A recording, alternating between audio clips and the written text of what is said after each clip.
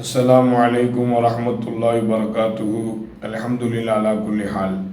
எல்லா புகழும் அல்லாஹ் ஒருவனுக்கு உரித்தாகுக. சாந்தியும் சமாதானமும் நபீனா ஸல்லல்லாஹு அலைஹி வஸல்லம் மீதும் மற்றும் சஹாபாக்கள், தாபீன்கள், தபோ தாபீன்கள், குறிப்பாக இந்த உம்மத்தினர்கள் அனைவர்கள் மீதும் என்றென்றும் நின்று நிலவட்டுமாகுக. காலம் முழுக்க நோன்பு நோற்றாலும்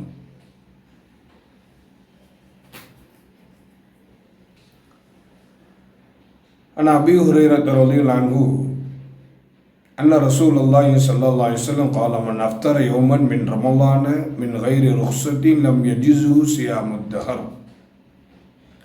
கண்மணி நாயகம் ஸல்லல்லாஹு அலைஹி வஸல்லம் அவர்கள் கூறினார்கள், ஒருவர் தக்க காரணமின்றி ரமலானில் ஒரு நோன்பை விட்டுவிட்டால் அவர் காலம் முழுக்க நோன்பு நோற்றாலும் அதற்கு ஈடாக ஆகாது என்று நபி ஸல்லல்லாஹு அலைஹி வஸல்லம் அவர்கள் கூறினார்கள் என ஹஸரத் அபூ ஹுரைரா ரலியல்லாஹு அன்ஹு அவர்கள் அறிவிக்கிறார்கள். இந்த ஹதீஸில் நாம் ஒரு விஷயத்தை முழுமையாக கவனத்தில் கொள்ள வேண்டும். ரமலானில் நோன்பு வைப்பது கடமை, ஃபர்ல்.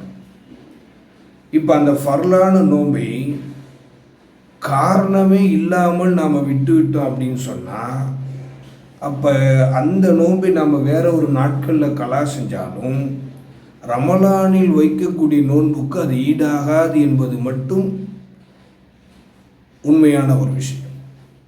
ஸோ இந்த விஷயத்தை நம்ம கவனத்தில் வைக்கணும்.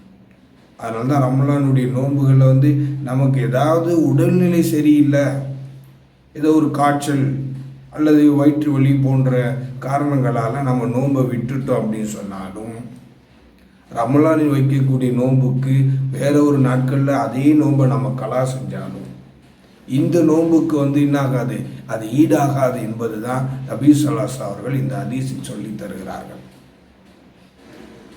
வருடம் முழுக்க நோன்பு வச்சா கூட, நீ வருடம் முழுக்க மீதி இருக்கக்கூடிய 11 நாட்களில் நீ நோன்பு வச்சாலும் ரமலான் வைக்கக்கூடிய நோன்புக்கு ஈடாகாது என்பது தான் நபி ஸல்லல்லாஹு அலைஹி வஸல்லம் வாக்கு, அவருடைய பொன்மொழி சொல்லித்தரக்கூடிய ஒரு யதார்த்தமான உண்மை. அதை நம்ம முதல்ல உணர்ந்து செயல்படுவதற்கு உண்டான வழிகளை அல்லாஹ் நம் எல்லோருக்கும் லேசாக்கி தர வேண்டும். ஏதோ ஒரு உடலில் ஏற்பட்டிருக்கக்கூடிய நோயின் காரணமாக நம்மளால் தொடர்ந்து நோன்பு வைக்க முடியவில்லை என்று சொன்னால், அதற்கு மார்க்கம் ஒரு சில சட்டதிட்டங்களையும் சொல்லித் தருகிறது, ஒரு சில சலுகைகள் என்கிற விஷயத்தையும் நமக்கு சொல்லித்தருது. அதை இப்படியெல்லாம் செய்யணும். நஷ்ட ஈடு, ஃபிதியா என்று சொல்வார்கள். அந்த நஷ்ட ஈடை கொடுக்கணும். ஒரு நோன்புக்கு இவ்வளோ தொகை அப்படிங்கிறத இன்னைக்குள்ள கால சூழ்நிலை நம்ம கவனத்தில் கொண்டு அதை நம்ம என்ன செய்யணும், செயலாற்ற வேண்டும். இப்போ பொதுவாக ஒரு நாளைக்கு நம்ம என்ன செய்வோம், தோராயமாக ஒரு நாளைக்கு ஒரு 3 வேளை உண்ணக்கூடிய உணவுக்கு நம்ம இவ்வளோ காசு பணத்தை செலவு செய்கிறோம் அப்படின்னா, அப்போ அந்த காசை நம்ம கவுண்ட் பண்ணணும். அதை கெஸ் பண்ணி ஒரு நாளைக்கு இவ்வளோ அமௌண்ட்டு நம்ம செலவாகுதுன்னு சொல்கிறோம் இல்லையா, அந்த காசை கணக்கு பண்ணி எத்தனை நோன்பு நம்ம ரம்லானில் விடுகிறோமோ